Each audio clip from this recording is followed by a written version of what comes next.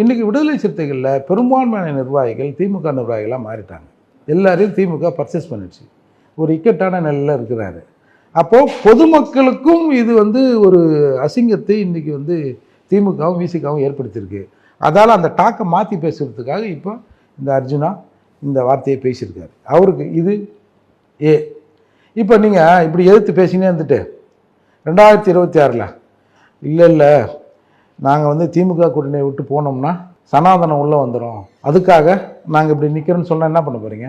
என்னையா 3 வருஷமாக கண்ணாமலான்னு பேசியிருந்தீங்க, நமக்கு எதிராக இருக்கிறாங்கன்னு, அதிகாரத்தை தரமாக இருக்கிறாங்க. நீங்கள் வெக்கம் மானம் சூடு சொன்ன பார்த்து அரசியல் பண்ண முடியாது, கருணாநிதி சாம்பலும் சேரிக்கு எதிராக இருக்குன்னு சொன்ன நீ அப்படி இப்படி எல்லாத்தையும் பேசிட்டு நீங்களாம் பொது தொகுதி ஆசைப்படலாமான்னு கேட்டு அசிங்கப்படுத்துகிறவங்க, 5 ஆண்டுகள் நம்மளோட வேங்காவையிலே கண்டுபிடிக்காதவங்க, அப்படி இப்படி இருக்கிற போது அதெல்லாம் பேசிட்டு ஏன்னா நீ தனியாக நம்ம முதல்வர் ஆகும் பிரைம் மினிஸ்டர் ஆகிடுவோம்லாம் சொன்னோம்னா திரும்பவும் அங்கே போய் 1-2 கேட்குறோம்னா ஏம்பா அப்படி நம்ம விட்டு தனியாக வந்தோம்னா சனாதனத்துக்கு கூட அவங்க போயிடுவாங்க திமுக, அது எப்படி வந்தாலும் அது உள்ளே வந்துடும். அதுக்காக நாம் ஸ்டாப் பண்ணுறதுக்கு இன்றைக்கி நம்ம நமக்கு பதவி முக்கியம் இல்லைப்பா, இந்த தமிழ்நாடு தமிழ் சமுதாயம் தான் முக்கியம்னா இப்போ என்ன சொல்ல போகிறீங்க நீங்கள்?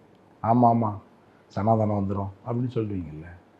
அதால் இன்றைக்கு பேசுறதெல்லாம் ஒன்றும் பெரிய பேச்சில்லை. எல்லாமே இன்றைக்கி திமுக தான். அண்ணன் மட்டும் தனியாக நிற்கிறாரு. அந்த வருத்தம் தான் எனக்கு.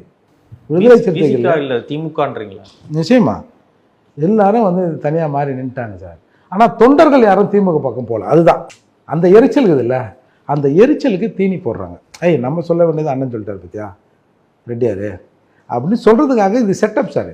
அந்த பேட்டிலே ஆதவ அர்ஜுனா அவர்கள் அதிமுகவுக்கும் ஒரு அணுக்கமான ஒரு சூழலை ஏற்படுத்தும் விதமாக பேசுகிறாரு. இன்னும் அவங்க ஸ்ட்ராங்காக தான் இருக்காங்க அப்படின்லாம் பேசுகிறாரு. இது எதுக்காக? இப்போ திமுகவுக்கு எதிராக இருக்கிறோம்னா நம்ம யார் பக்கம் நிற்கணும்? நிற்கிறதா காட்டணும். விஜய் கூட நிற்கிறதா காட்டலாம்ல. இப்போ அந்த சூழ்நிலை இல்லை. அது லெஃப்ட் குத்து, இது ரைட்டு குத்து. இப்போ நம்ம ரைட் குத்தை பற்றி தான் பேசுகிறோம். அப்போது அதிமுக கூட இருக்கிறதுனால அவங்கள ப்ரைஸ் பண்ணி பேசுனா உண்மையிலே இந்த கடுப்பில் தான் திமுகவுக்கு எதிராக இவங்கெல்லாம் பேசுகிறாங்க, நல்ல விஷயந்தான். நம்ம நினச்சது அண்ணன் பேசுகிறாங்க, தலைமையிலேருந்து பேசுகிறாங்கன்னு நம்ம தொண்டர்களை திருப்திப்படுத்தணும். இன்னொரு இவருக்கு உண்டான மறைமுகமான பிளான் சிறுத்தைக்குள்ளே கைப்பற்றினா அதான் முடியல. இப்போ இவருக்கு ஒரு இன்ஸ்ட்ரக்ஷன் ஒரு தரப்புலேருந்து கொடுக்கப்பட்டிருக்கு. நீ விஜய் கிட்ட போ, நீ எங்கே நின்னாலும் இங்கே போய் தொகுதி வாங்கி உனக்கு கொடுத்து இப்போயே காய்ச்சி மூச்சு நிற்கிறாங்க கொஞ்சம் பேர்.